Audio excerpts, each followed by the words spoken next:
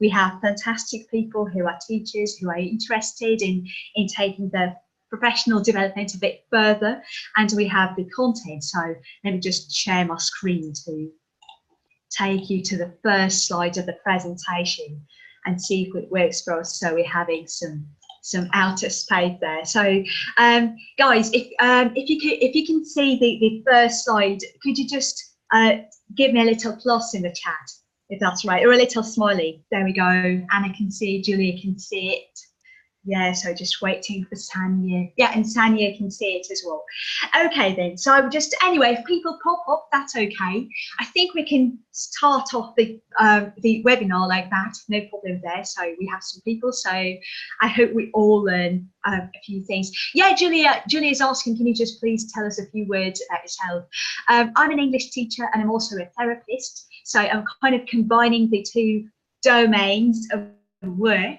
So I'm currently working as an English teacher, and I'm mainly teaching one-on-one lessons online, and I'm also working as a teacher trainer. So I'm training people who want to become teachers, or people who want to take their professional development a little bit further. And also I'm working as a professional psychotherapist, which means I'm doing psychological work with people who feel they are stuck in life, or people who just want to, to take their personal development a little bit further. So that's the main thing I kind of do. And I'm also working as a voice coach and a voice artist. So I do some audio voiceovers for audiobooks and English courseworks that are being published here in this country and abroad. And that is something I really enjoy about my work as well. Okay then, so do you think we shall start our webinar today? Because we have a lot of things to talk about. And it sounds like a great idea to me as well. And by the way, I think we're going to go through the content of the webinar in about 50 minutes, and then I will really hope that we'll have some time to tackle some of your questions, or if you will have any. So if you feel like you have a question that you'd really like to ask, make sure you either post it in the chat or just take some notes of your questions, so we can just go through the questions if you have any at the end of the webinar. And also, over the course of the webinar, I will sometimes ask you to interact and just to make this very practical by just giving your comments or sharing your ideas of things, if you feel like happy to do so. So make sure you use the chat. We've worked out the fact that everyone can see the chat, and this is really fantastic. I'm very happy about that. And also, in terms of the slides, I'll be sharing quite a few links in the slides, so don't worry about that. You won't have to be note-taking, because after the webinar, I will share the slides with you, and you will see all the links. They'll be all clickable, but will take you to the external resources beyond the scope of this webinar, when you'll be able to see everything. Okay then, so without further ado, let's start. Today we're talking about growing confidence by reaching native fluency and letting it shine through your teaching. Just to make sure we're all on the same wavelength, could you possibly post the country where you're from into the chat? I know Julia and Anna have already done that, and Sanya, I would really appreciate it if you could just post the country where you're from into the chat, and that would be just lovely, just to make sure that we're all non-native English speakers here, so we have some shared ground to just stand on, if that's an okay thing to do. And then we will start. Right. Okay, so I do hope that we all find this content inspiring wherever we are on our linguistic journey, and I do hope that there'll be a few ideas that we will all share. So just to tell you a little bit about myself, I've just done so it feels to me like we've already stepped on this two-way street here, really. But the main thing that I would want to make very clear in this webinar is that I'm a Ukrainian-born English teacher, and I've been teaching English for about 11 years now. So this is what my first ever office looked like. this is a little room, and this is where I taught my first lessons 11 years ago in my parents' flat, with a little rug on the wall and a whiteboard. And by the way, I felt very proud of my whiteboard, because to me, it felt like the whiteboard, the flip chart that you can see in that photo, made me a very professional teacher. So I was very inspired about it. And I remember when people started coming over my flat and I was teaching people, there was one thing that I found very strange about them. They were all students of English, and one thing that they all shared was that they had gone through quite a lot of linguistic training in their past, but they couldn't speak English. So they really wanted to speak English just a tiny bit, but they couldn't, because they mainly focused on doing grammar-based activities and learning word lists and vocabulary and things like that. But all they wanted to do was speak. And even when I asked them, okay guys, so conversational teaching was just emerging at that time, but there were still a few linguistic centres where they could go to. I asked them, okay guys, so have you ever done any conversational lessons? And they said, yeah, but they all looked a little bit artificial. They all looked a little bit contrived. So people were given a chance to speak, but the problem was that they didn't actually want to speak. They didn't sound motivated to speak, if you like. And that was a bit of a problem. And then also in my lessons, I noticed that people started opening up. They really wanted to share their secrets. They started sharing with me the things in that particular room you're looking at. That was a little chamber of secrets where people would share the things they would normally share just with their family members or with their spouses or with their partners or friends, like that. And because we created this very positive atmosphere in that particular room, people felt very happy to work on their English, to work on their fluency, to work on their accuracy as well, which is something we're going to address in this webinar as well. So that's what started happening. And I also talked to a few fellow teachers, because I really wanted to keep my finger on the pulse of on what was going on in the world of ELT. And when I talked to my fellow teacher friends, they were a little bit unsure where they stood on those conversation lessons, because they felt a little bit worried. And after I've talked to quite a number of English teachers, to me, it felt like I have discovered that we all shared the same kind of worries, the same reservations we all had. And I think some of those worries that I will list in this slide here will be the worries that some of us will share here among us, you know, in our little tiny group in this webinar. So take a look at those issues and see if you can relate to them. Feel free to comment in the chat as we go, by the way, that's completely fine. I really love reading people's comments. So many of us are actually afraid, apparently, to go on a tangent. And a tangent, if you imagine a circle, right? You have a circle, and the tangent is like that line that touches very gently upon the side of a circle, if you like. So that's a tangent. And if someone goes on a tangent, that means they leave the main track.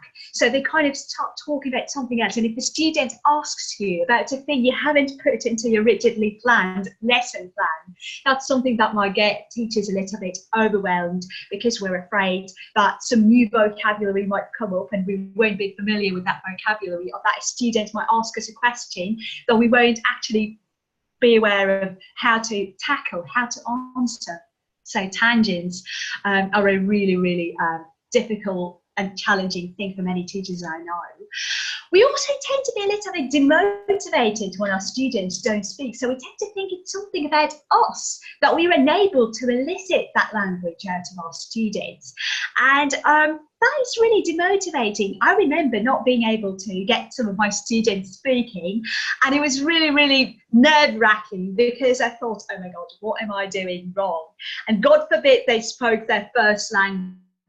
You know, in all of those language courses, we're being taught that we should stick with English most of the time. And if a student resorts to their first language, that's somehow out of plan or out of order, so to speak. So I just felt really, really concerned when my students suddenly switched into their first language, which we both shared, by the way, and I felt very uncomfortable in those situations.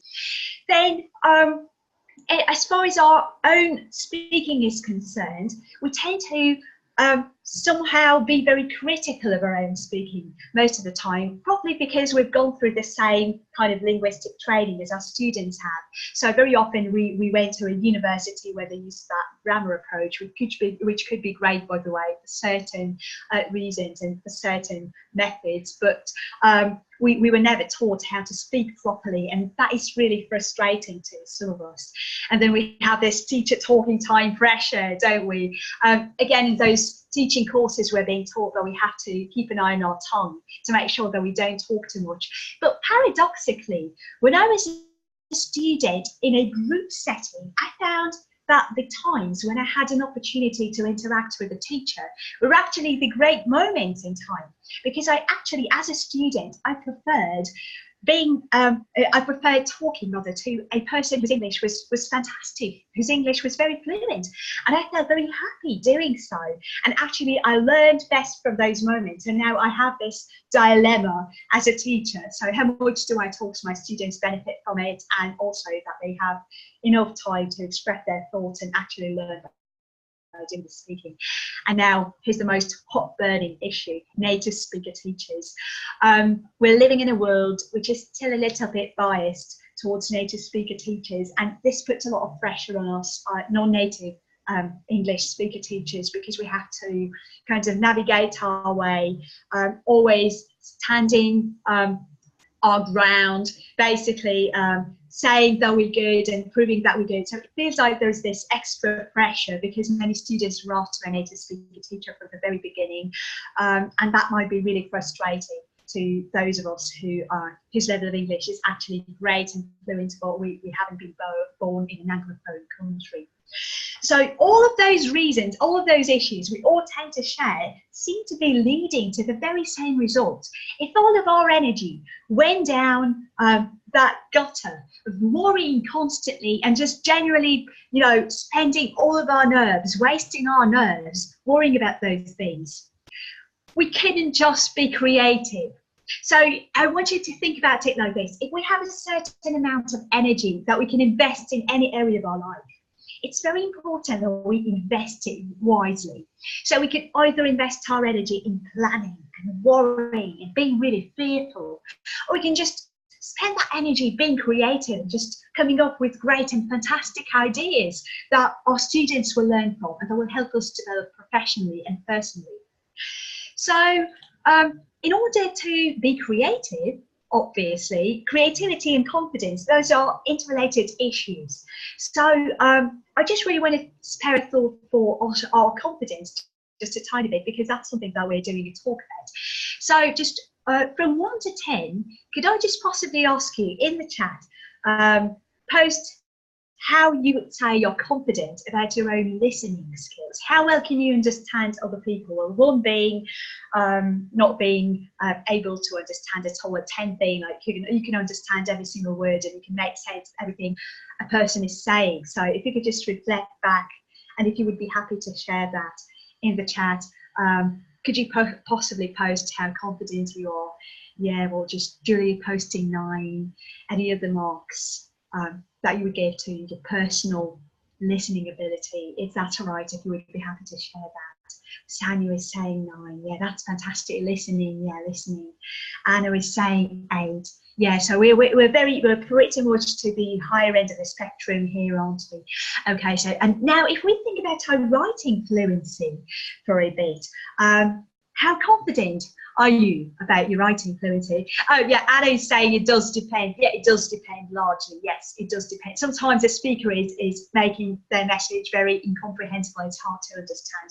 Yeah, writing fluency. How about writing though? So from 1 to 10, how confident are you about yourself as a writer when your language skills are concerned? Right. So yeah, we have 7. We have a 6. All right. Okay. Yeah, we have another 7. Yeah, so there we go. Well, writing fluency edging there on the break of 7 or 6 or something like that. Well, Anna is saying 6. Okay, so it's slightly there. You know, slightly a little bit, diminished as opposed to listening. Okay. How about speaking fluency though? So how well do you think you're in speaking? How confident do you feel about your own speaking fluency? Julie's saying it's giving it a 5, and yeah, there is like a sad smiley there, right? And any other marks that we're expecting in the chat? Well, Sanya is pretty confident about her speaking, and Anna is pretty confident about her speaking, right? But again, those criteria, they're all very subjective, so they're not being, assessed by any other resource. Well, Anna is saying 8, giving 8 to her speaking. So there we go. Well, yeah, so those grades, they vary a lot, and we're all teachers, we're all professionals, so we're doing this job for a right reason, so obviously we're good enough, and I know that, and we've all had our good and bad experiences while teaching, that's perfectly fine. So there we go, a few marks there. But actually last year I got really interested in how teachers felt about their own fluency on a larger scale. So in Facebook, I posted a few surveys for people to go ahead and post their marks from 8 to from 1 to 10 rather, having to do with their own assessment of their own fluency. And here are the results that people came up with. So in terms of listening, as you can see, just like us there in the chat, people were very confident about their listening, quite confident though, so many people just gave themselves subjectively a 9 or a 10, as we can see here. So it all kind of grew very close to the good end of the spectrum, to the very fluent end of the spectrum. And as far as writing was concerned, we did have this little chart where it kind of climbed a little bit to the left, as you can see it here. So there we go, that's where we had a similar kind of result. And in terms of speaking, people again, so they climbed up to the 8 and 7, 8. But again, I think with speaking though, many people were fairly confident about their speaking fluency, which I found to be a great thing. So it kind of went here to the right end of the spectrum as well. And I found that to be an interesting experiment, because generally that showed us that subjectively we have things to learn, right? And it's all about subjectivity, isn't it? Because everything is subjective. It boils down to being subjective afterwards. So there we go, those were the results. Personally, if we're talking fluency, here is how I like to think about it. So I like to think of fluency as a flower. So here you can see a flower that we all can grow, right? And because it is a flower, obviously we can grow it. So we plant it, then we grow it. And this is quite cool. But in order for a flower to grow nicely, we want to give it some water. And I like to think of water as creativity here. So if we water our fluency flower with creativity, that's where it grows very beautifully. And also, the flower of fluency grows very well if you plant it into the fertile ground of spontaneity. So spontaneity is very important. Yes, spontaneity. It's really vital for growing creativity. However, having said that, being spontaneous is a scary thing to do. It is scary, isn't it? Due to many reasons, though, but there are quite a few reasons for being afraid of being spontaneous. So I'm just going to delegate this over to you. If you could think of why people might be scared of being spontaneous, if you could just think about your own experiences of being spontaneous, or you being spontaneous. Maybe you're a very spontaneous person. Maybe you're slightly a little bit over spontaneous at times. There's not always a clear-cut balance. Why do you think people are afraid of being spontaneous? Lack of vocabulary. Yes, Julia's saying lack of vocabulary. Yes, that's one of the main reasons. I completely agree with you. Being afraid, of not knowing a word, or a student taking us on a tangent where we have no idea what to say. Anna is saying something irrelevant.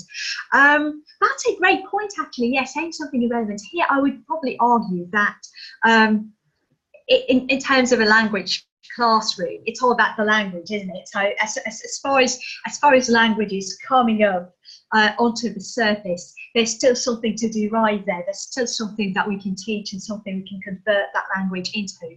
So we could just teach a few things here and there to our students. Yeah, so there we go. Lack of vocabulary and saying something irrelevant. But I think I do know what Anna means here, because when we, we're living in a world where we have to be very diplomatic and very correct, politically correct. We have to respect everybody's ideas. So it's really vital that we just keep it to the point, everything we say. So yeah, those two reasons. Personally, I think that all reasons why we're afraid of spontaneity boil down to us being way too controlling. So we may be a little bit insecure in terms of our own language, but there is one great thing that fuels this fear of being spontaneous, and this is actually control. When we grow up, we tend to learn to control our emotions. So our parents tell us to do certain things and not to do other things. And we really want to be accepted by other people. That is one of the biggest psychological reasons for us not being able to actually go with the flow and actually say something that may be irrelevant, but then we're afraid we might not find the way out. And this excessive thinking, it keeps revolving in our head, and this is very scary.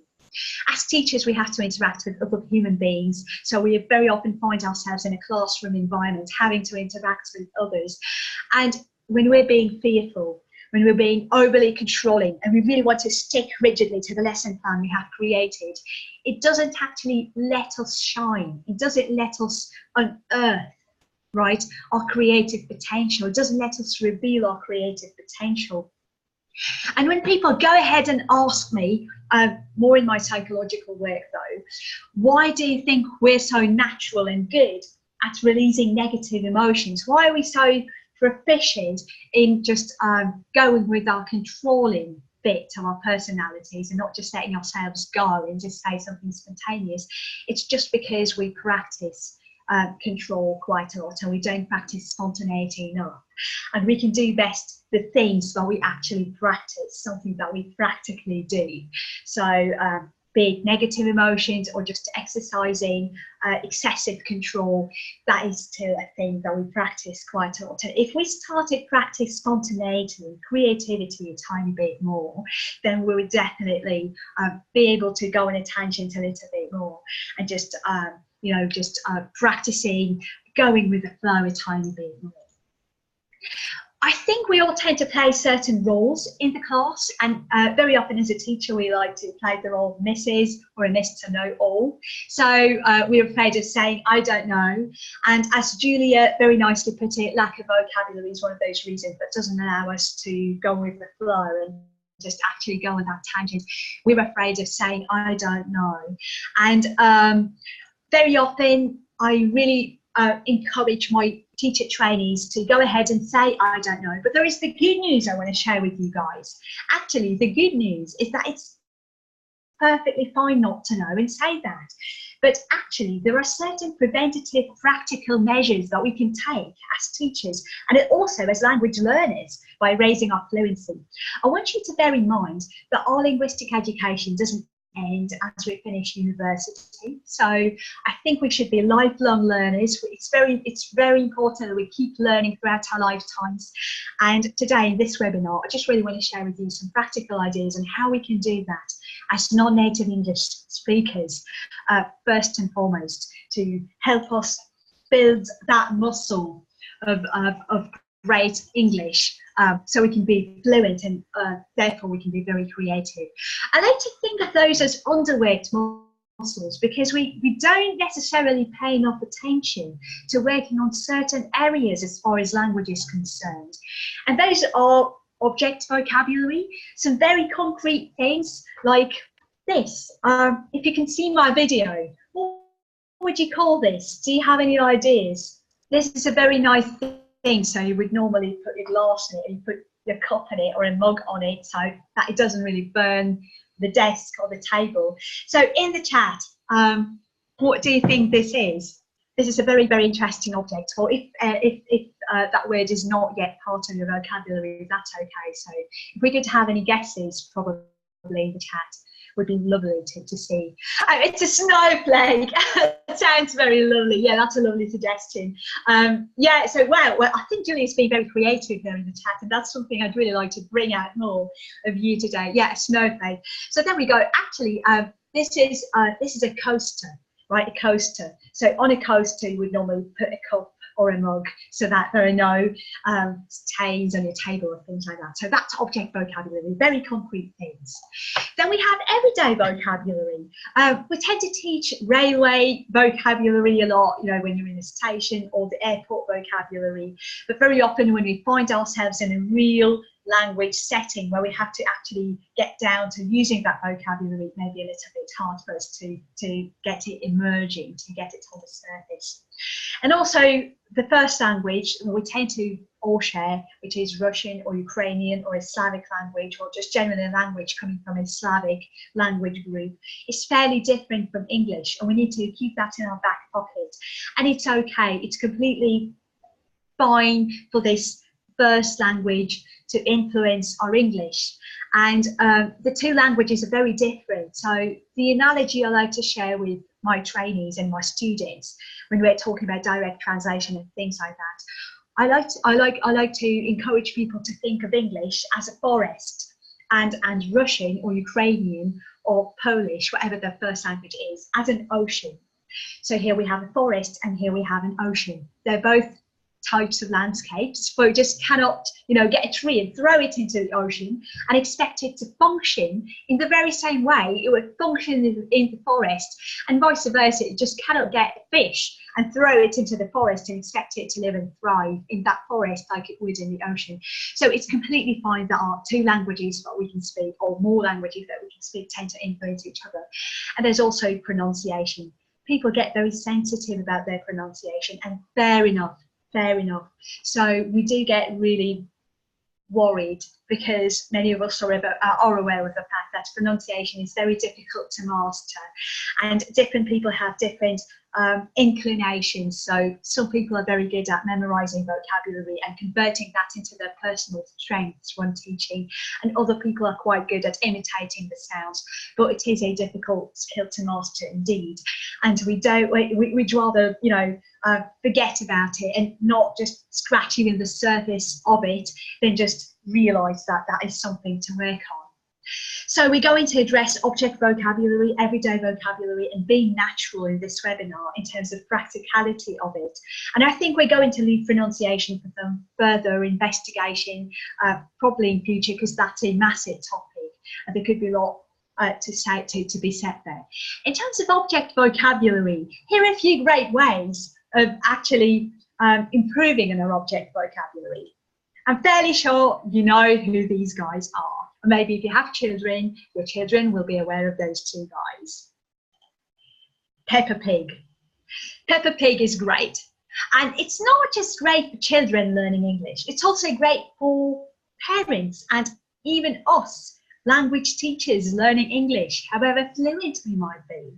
Generally, for Peppa Pig, as far as their episodes are concerned, they very often talk about very concrete things. So recently, I watched the little gardening episode of Peppa Pig, and they talked about watering the garden, and they used the word water hose. Yeah, this long thing made of rubber that they just generally use to water the plants and trees in their garden. That was a new word for me, so I had to put it down into my vocabulary book. So we can definitely use Peppa. And there is also another great resource that I like to use to improve on my object vocabulary, and that's going to be Mr. Duncan. And Mr. Duncan is a guy who's running a YouTube channel where he creates English lessons for English learners all over the world. And he's quite a character, so he has quite a weird, odd, idiosyncratic personality and way of presenting stuff. But he's just great. And don't forget, after the webinar, you will have the slides, so you'll be able to follow through to his YouTube channel. You don't have to write anything down for now. So there we go, that's Mr. Duncan. Great vocabulary, topical English lesson. So we very often find himself in a garden or I don't know, like in a telephone box, and it takes you through the nuts and bolts of things that you can see around you.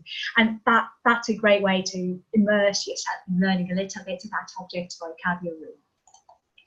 Okay, so there we go. Now we have everyday vocabulary and natural English. So the best way to get your head around natural vocabulary, for me though, something that's worked very well for me, when I was transitioning from the stage of having been taught through grammar and translation to being able to speak English quite well, would have to be vlogs and vlogs, and they look and they sound a little bit silly to us in our first language, but personally I find it very difficult to focus seriously on a vlog done by someone in my native city, because you know, well, here's me having breakfast, here's me sitting on the toilet and things like that.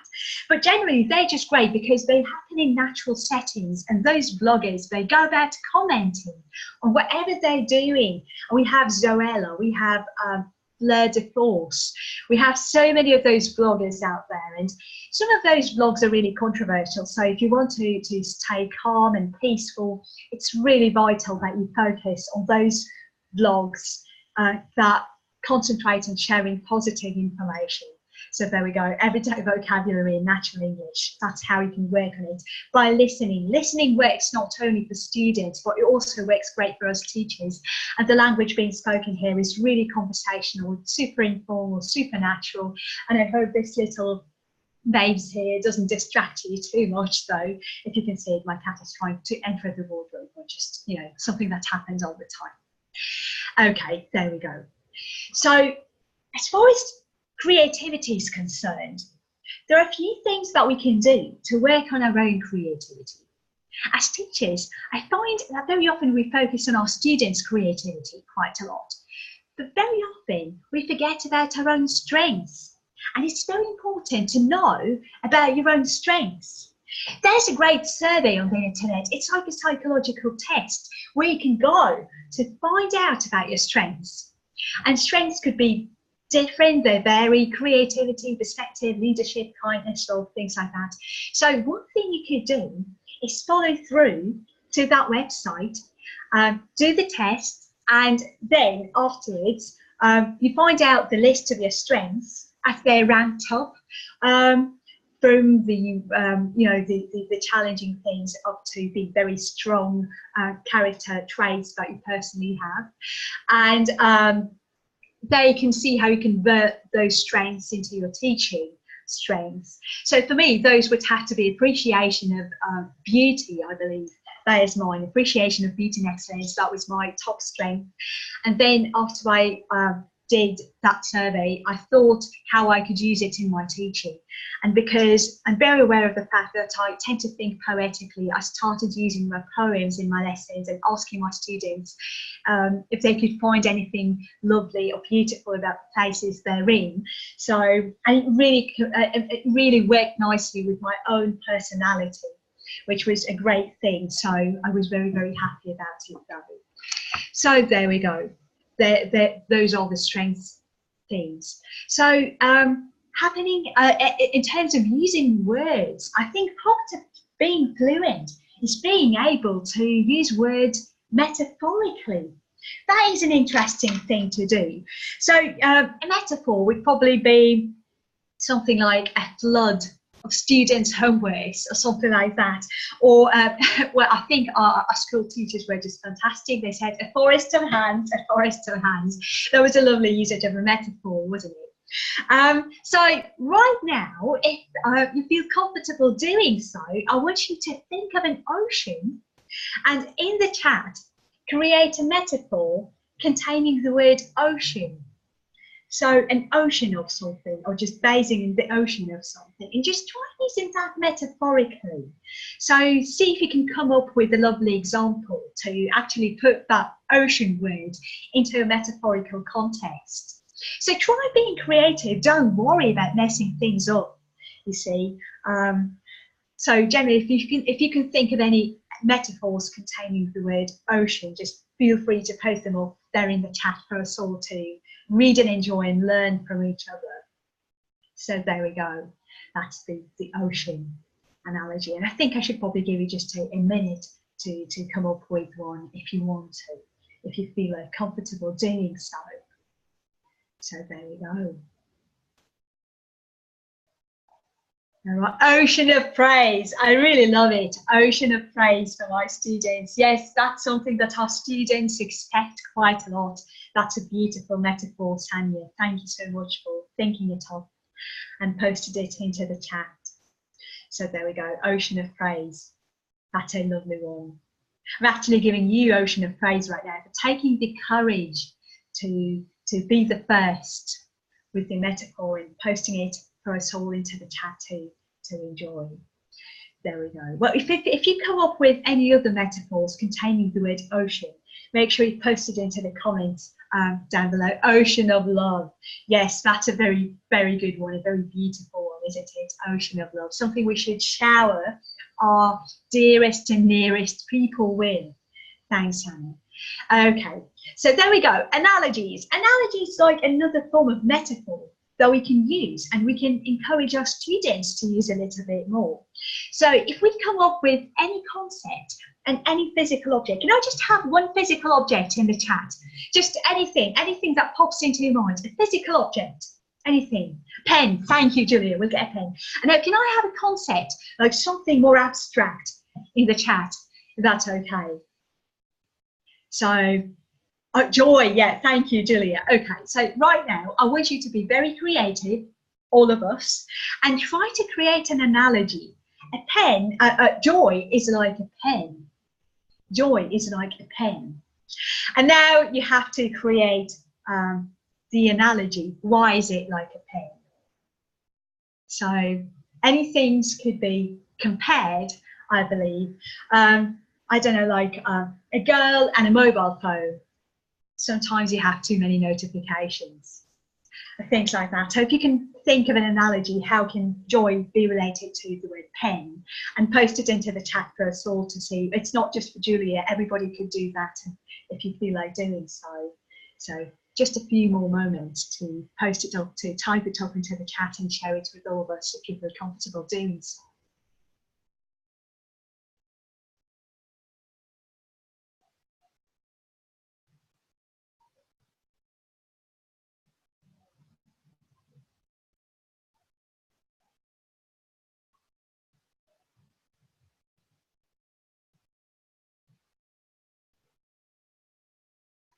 Finding similarities is a great way of doing it. Yeah, Julia has posted the following. Pen allows us to draw the sun, which brings us joy.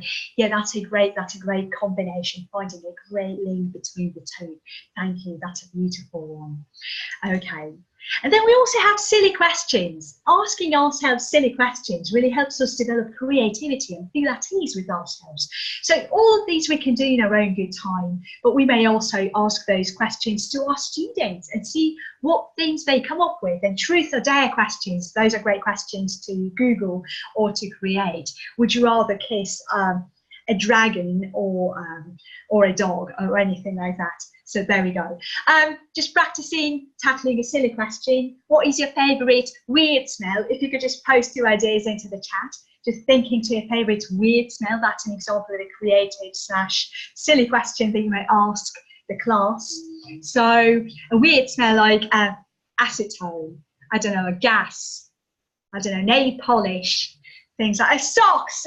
Julia, your socks must be smelling very nicely, I think. They must be very fragrant. My husband's socks is nowhere near my favourite weird smell, to be honest. But yeah, I'm actually quite envious of you if your socks smell very nicely. Any other ideas of your favourite weird smells out there? Anything else? Wow, oh, actually we have a lovely analogy for joys and pens, which Anna has created. She says, sincere joy can cross out any negativity in our lives, the way a pen can cross out an incorrect or irrelevant piece of text and make it better. Yes, Anna, that's the idea of it. That's the gem of the idea of it. Thank you so much for just posting it and creating it, though. Yeah. So, oh, here we have Sniozdichka. Thanks, Leona. Yes, zviozdichka. But I think if all of us are on the same wavelength, and we all know what zviozdichka is like, zviozdichka is that ointment we used to put on a wound. It had a very specific smell, but it was quite cool. Yes, and all smells are reminiscent of something. That's why they're so good and important. Wet asphalt, Tanya says, is a great smell that we all love. Yes, and especially, you know, after it's rained, it's quite cool, and that smell of dust, it's just amazing, isn't it? Okay, there we go. So right now we're going to talk about something different. With all of those questions in mind, we obviously as teachers want to bring out the best possible creative ideas out of our students. And here is one great question that I think has a lot to do with people's psychology that I like to direct to my students quite a lot. And the answers tend to change quite a lot throughout the day and from one class to another class. But generally, the list of questions I'm going to share with you are the questions that many people have something to say about. And when I was teaching in that very room, yeah, we're all keeping in our back pocket the rug on the wall and things like that, we do remember that the students felt quite at ease when they were being asked some of those questions. So here are some questions you can ask right in the beginning of the lesson to get your students going forever.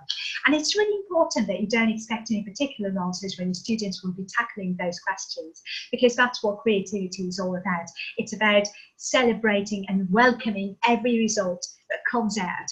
What kind of weather are you today? What colour are you today? What type of landscape are you today? What word describes you best today? And here is one special question for an online class. If you're teaching on Skype, especially, what emoji are you today? So asking a student to expand the emoji box and just find one emoji that describes that particular student's mood on that particular day, and then asking them why. So if I could just ask you very briefly, pick one question that relates to you most, and answer it in the chat and share your answer in the chat. Yes, Sanya, you can definitely print them and use them in your classes, which would be a great idea. And just, you know, to letting people be creative, and you see what kind of language emerges when you start asking those questions that are seemingly very simple. So pick one question and post your answer into the chat. Just one word or 2 words maximum, if you would be happy to do so.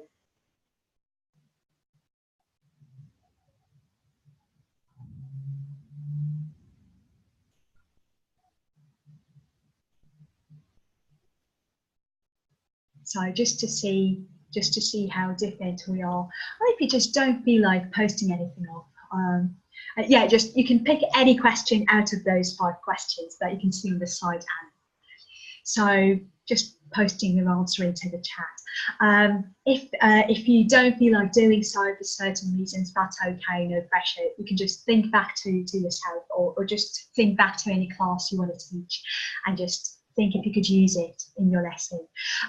Well, Anna has posted that her colour is dark blue today, and it would be really interesting to hear why, because we all tend to perceive things slightly differently, and some people might be related to the dark blue colour by means of depression, but other people may regard it as a colour of kindness and colour of calmness. And Tanya is saying that her colour is orange today. If we were in a real classroom scenario, I would most definitely ask you guys why you associate yourself with that particular colour. Julia is saying that she's feeling mountains today, feeling mountains. And Anna is saying that she's feeling wind today, so her weather is wind. And I'm very sure that if we asked our students, or if I could ask you in person why you picked those types of weather and landscape and colours, I'm very sure they would be able to draw so many analogies to tap into. So there we go, quite a few themes out there, quite a few interesting psychological revelations that we could have. Another great method that I think leads to very positive results and a feeling of bonding within the group is doing a guided meditation together.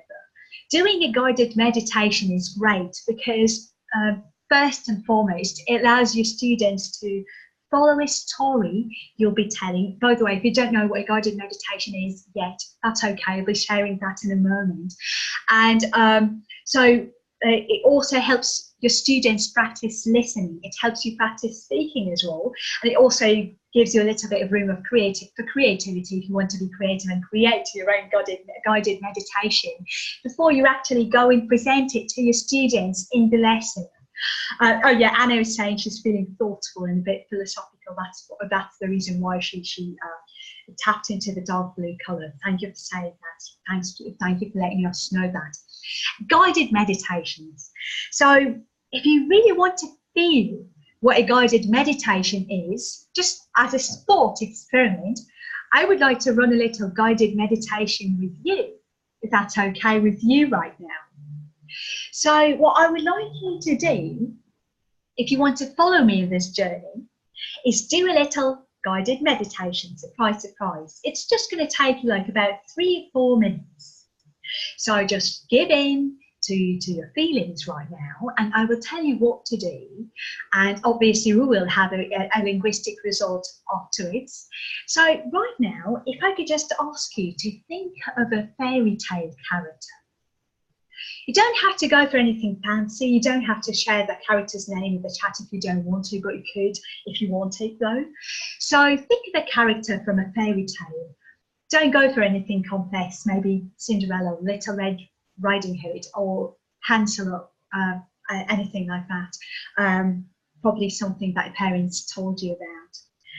And having thought about that character, I want you to feel your feet on the floor and feel your back against the backrest of a chair you're sitting on, or if you're sitting on a chair without a backrest, just feel the pressure of the air against your skin on your back, and feel where you're sitting, maybe the pressure of the clothes against your body or things like that. And right now, I would like to ask you to close your eyes and follow me on a little journey. So if you're ready, let's begin. Imagine you're walking on a country path. It's the beginning of spring, so it's not all green and in blossom yet. If you look up at the canopies of the trees, you can see some branches and twigs. And if you look under your feet, you can see some bare ground with some sparse grass that is rustling as you step on it. And then if you look to your right, you can see a little rose bush. It's not flowering yet. It has some dark and dry yellowish and brownish leaves left there from the previous blossoming season. And you're walking past that bush, and now suddenly you can see a little green hedge, some bushes and trees disguising a wooden door. And this is actually the first time you have spotted that door, even though you've walked down that path quite a few times and you've seen that hedge. But today, you know, it's going to be the right time for you to walk through that door, because the thing or anything that is on the other side is actually waiting for you, for your presence. So you dip your head and you slip through that door, and suddenly, out of a sudden, you find yourself standing up in a beautiful meadow with yellow flower heads scattered all across that meadow. It's infinite, it's very vast. And as you start walking towards the center of that meadow, you can see some distant edge of the forest beginning right as far as you can see in that meadow. And as you're walking there, you can see some trees and berries that are surrounding you. You have never seen those trees or berries before, but they feel very mouth-watering. It feels like you'd really like to eat some of them. And in the center of that meadow, you can see a little mound with a golden fountain right in the center of that mound. And as you go up that mound and you want to settle there, you suddenly sense that there is another presence next to that fountain, as if another person is just going to come and visit that fountain. And because you don't want to disturb that person, just sit down onto the grass, just next to the fountain, being ready to watch what's going to be happening from afar. And suddenly, just next to the fountain, you can see the air starting to shimmer and glitter and thicken.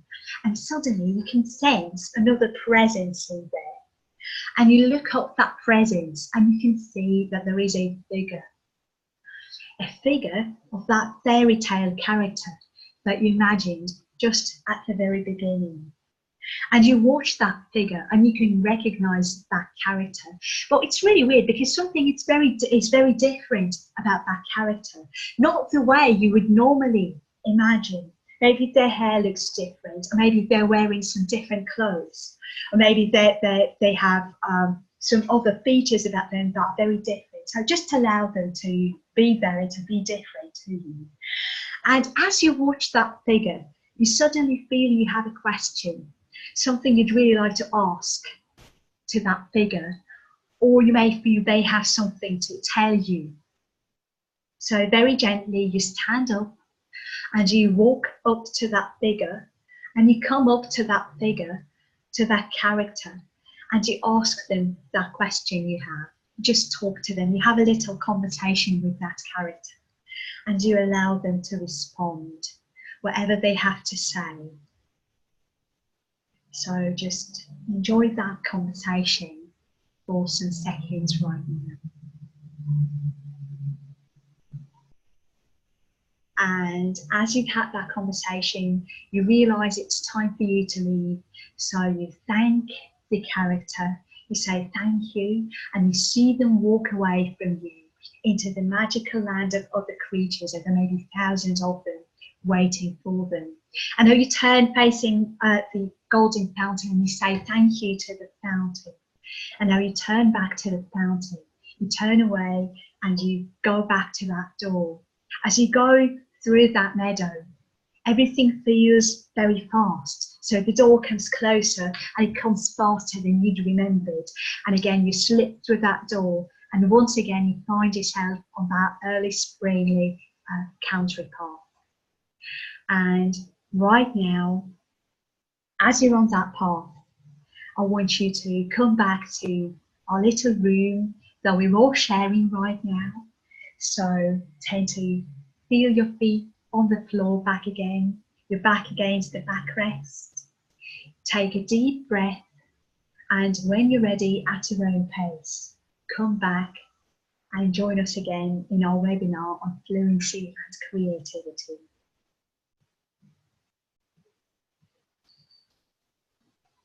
You can open your eyes again and face your screen or wherever you're watching. Thank you so much for taking that little journey with me. So I can see some comments appearing on the chat. Yes, you're free to share your feelings after the meditation and seeing how that feels. So just reflecting back to your own experiences. Julia was saying it seemed like she had a little nap. I hope it was pleasant, Julia. So welcome back to the webinar.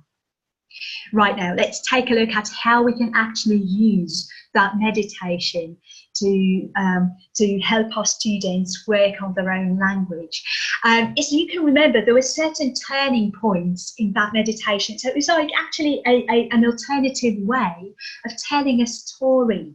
So if you could just remember a few points out of that meditation, a few things, or maybe a few stages that you went through, and just post them into the chat.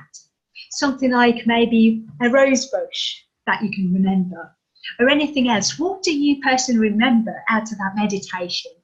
Just a few other turning points that you could remember that you went past as you were imagining and visualizing yourself following that path and then just navigating the meadow.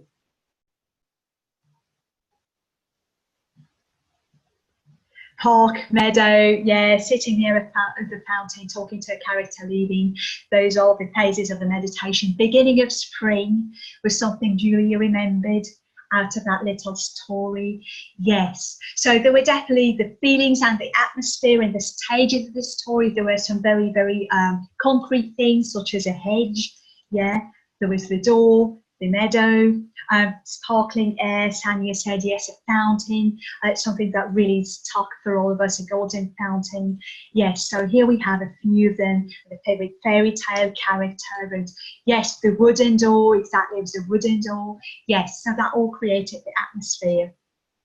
So right now, let's think how we can use it with our students actually, because it is a great activity to actually put everyone at ease.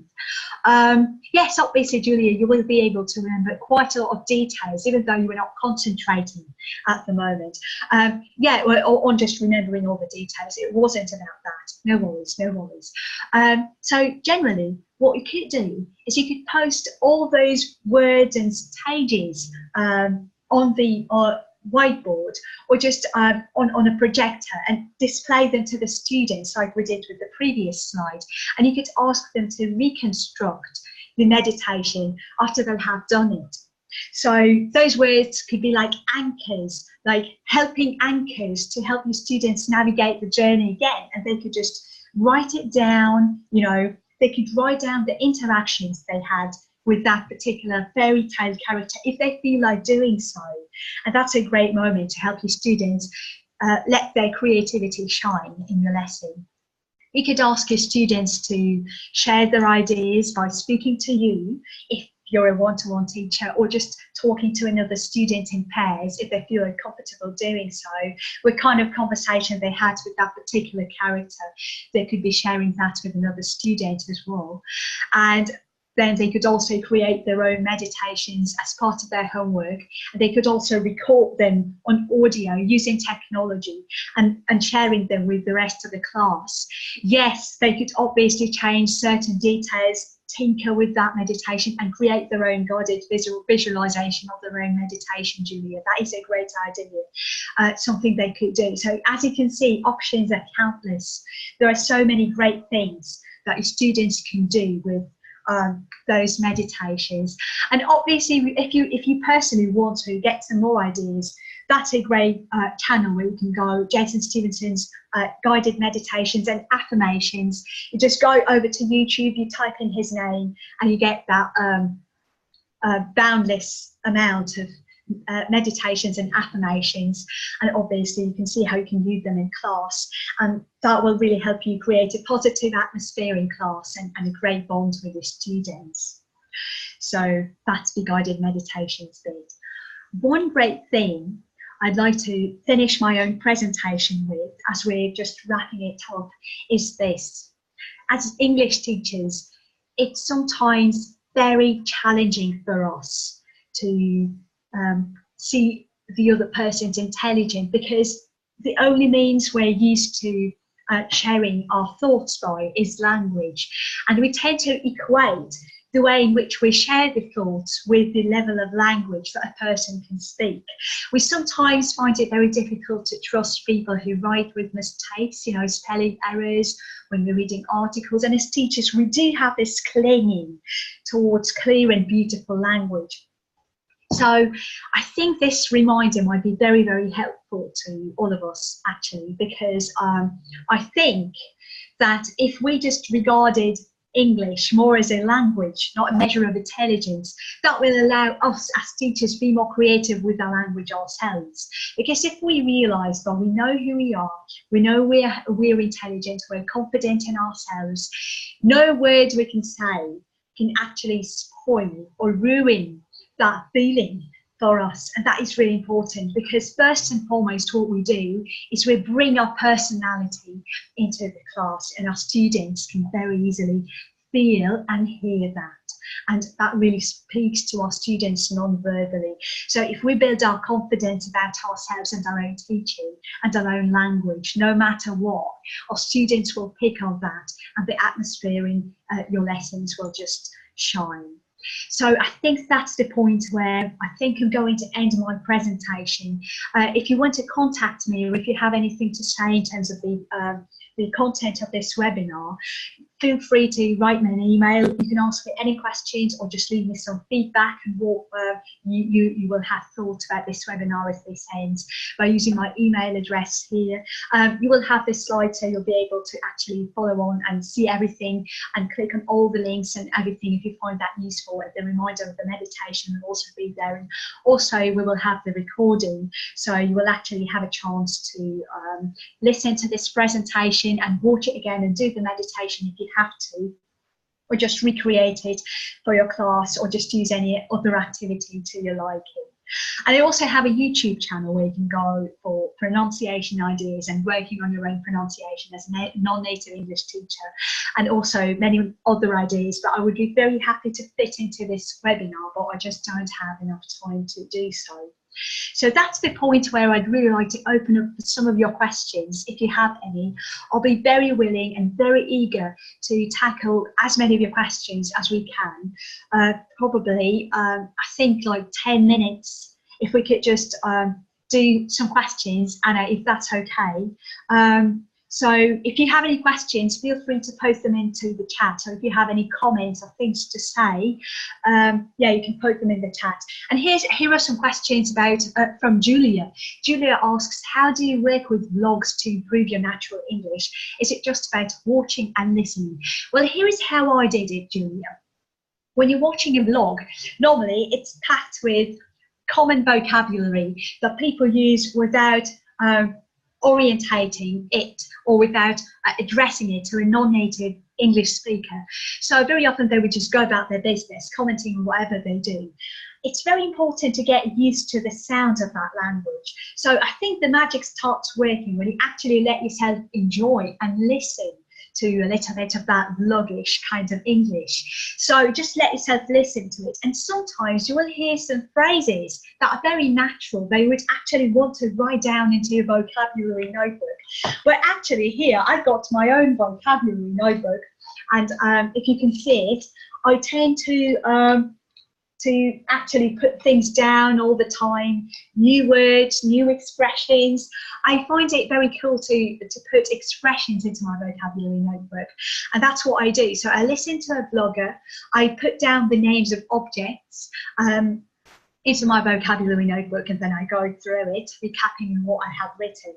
And that is something that really works for me. It also helps you with your pronunciation and rhythm. And I think vlogs may sound really overwhelming at first if you're not used to listening to native speakers talk for a length of time. But afterwards, you get used to the rhythm of natural English, as it's not being adapted for learners' usage, and that is really cool. So just listen to it and you watch it and you take some interest in it. Try picking vlogs that you personally like, something you're interested in. Like, I don't know, if you like makeup, obviously you're very lucky. If you like quantum physics, that's a little bit more challenging than that, but you can obviously find a vlog that appeals to you. I'm very sure you can. So I do hope that answers your question, Julia. And if we have any other questions. Oh yeah, Julia says that she does watch a lot of vlogs, and Julia, is that we saying because just listening doesn't really work with nudging your vocabulary? Yeah, just try writing the vocabulary down and actually trying to use that vocabulary to talk about your own life. It's very important that you own the vocabulary, that you actually use the language to talk about matters that are relevant to you. Okay, very often my partner, my husband, he finds me really schizophrenic because I start talking to myself when I'm washing the dishes or things like that. I just walk around my flat talking to myself in English, but I actually do that out loud so I can practice saying something. I think there is a great difference between just writing a word down and actually saying the word. So you need to get used to yourself saying the word. This is really vital, of paramount importance. Without pronouncing the word, there is a high risk that you'll get scared of actually saying the word when the right time for it comes in a real conversation. So I think it's very important to get used in advance so that when that word comes up in a real conversation, you won't be scared anymore and you will be able to say it with full confidence, if you like. So I really hope that that answered your question. Do we have any other questions in the chat? Feel free to ask me about anything. So you could actually base your questions on the content of this webinar, or you could just ask me any of the questions related to teaching, because this is a TPT preparation group. And I know that by doing TPT, it's always about following the rules. And I know it's very difficult to be creative sometimes when you're being put under pressure. So if you have any questions related to anything teaching related or language related, you can definitely go ahead. Well, here's another question from Julia, which is very interesting. Are you a self-made teacher, or did you have any tutors? I haven't had, I should probably say, and I didn't have in the beginning of my career any tutors. I started teaching and I really followed my instinct. I followed my heart. I followed that gut, you know, by doing the things that I thought would work well in my particular case. I relied a lot on my critical thinking. Yeah, so that's how I started tutoring. I just felt this urge to create activities and to interact with people, and I really love people. I love talking to people. So I really enjoyed creating activities and helping people bring out their creative potential. So I would probably say I am self-made, as you put it. No, I didn't have any tutors who would teach me personally on a one-to-one basis. I did do some exam classes as part of a group when I was preparing for my for my CAE and CPE tests. I did have some tutors when I was going through my CELTA course. And yes, obviously we were a group of students who had our teacher trainers and people like that. So in that setting, yes, but that's just you know, the way in which I learned the theory. And I think just generally I had known most of that theory before I plunged into teaching, into studying with those courses. Yeah, Julia asks me, what kind of students do you work with?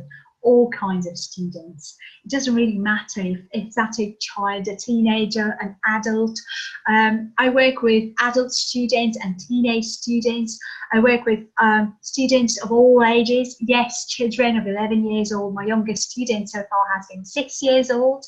But then because I teach online, it's really vital that you adapt the technology bit to the ability of that child. And it's also very helpful when a parent is nearby that child, so the child doesn't really get lost with technology or anything like that, and keeping it simple really helps. Voice lessons, British accent. Many of my students are really interested in getting rid of their Slavic accent and adopting a British accent rather, so accent reduction would have to be one of the directions of my work. Exams, things like that, you know. As far as it's language related, I'm always very happy to help a student based on their own needs. And actually, I really appreciate it when a student walks into the classroom being aware of what they would like to learn. Yeah, some people they have no idea. They say I want to learn the general English, and that's fine, that's perfectly fine. So we just do the things that are relevant to a student working on their own English level. But also really appreciate it when a student is very clear as to what they like to work on. For example, improving on their speaking or becoming more fluent, or just working on their grammar, or just getting rid of their accent, which is a valid concern as well as it is. Yeah, so there we go. So I'm just looking through the chat, and I'm just looking through the chat, and I cannot see any other questions. So if you have any questions, or if you feel like that's going to be it, I think that's going to be it. So I think we've done a little bit more than 1 hour. Thank you very much, Julia, for those kind words of yours. That's a very lovely thing to say. Thank you so much, Anna. Thank you very much for leaving that kind comment of yours. I really hope that the people who really wanted to watch us today, but have been unable to do so, will be able to join us through the recording of this webinar that we will hopefully see shared by Anna in the TK2 Private Preparation Club's community on VK out there. So if we have no other questions right now, I'm just going to say thank you so much for being with me. Thank you very much for being present with you. I really appreciated your company today, and I was very, very happy to talk to you guys today. I wish you all the best with your teaching, whatever you teach, whoever you teach. Be creative. Don't be afraid of your own creative potential. You're very, very strong. And I believe that as many as there are teachers in the world, as many as there are different approaches, you don't have to look alike anyone else. So nourish that spark, nurture that spark, welcome that creative spark in you. And I hope you have a very, very beautiful teaching career wherever you are in your teaching journey. So I'm going to sign off very, very soon. I'm going to say goodbye to all of you guys and wrap up the webinar. So I think this is going to be the time for me to go. So thank you all very much for being with me and for watching it. Thank you. Bye-bye.